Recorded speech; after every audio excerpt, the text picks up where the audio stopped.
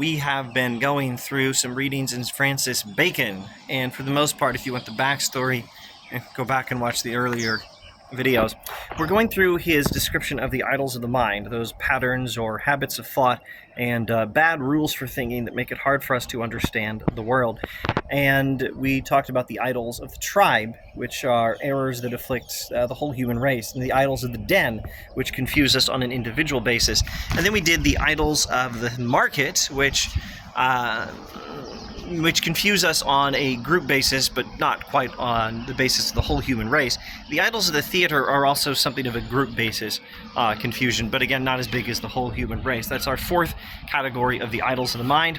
Bacon says, lastly, there are idols which have crept into men's minds from the various dogmas of peculiar systems of philosophy and also from the perverted rules of demonstration.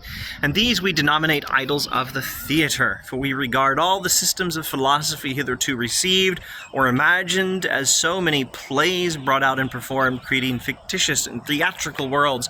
The idols of the theater are bad patterns of thought that come from bad philosophy.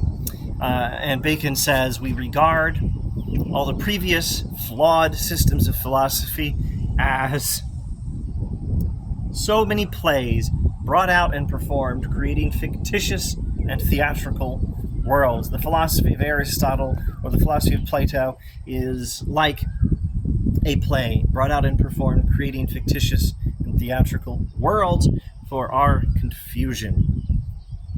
Nor do we speak only of the present systems or of the philosophy and sects of the ancients, since numerous other plays of a similar nature can be still composed and made to agree with each other, the causes of the most opposite errors being generally the same. Nor again do we allude merely to general systems, but also to many elements and axioms of sciences which have become inveterate by tradition, implicit credence, and neglect.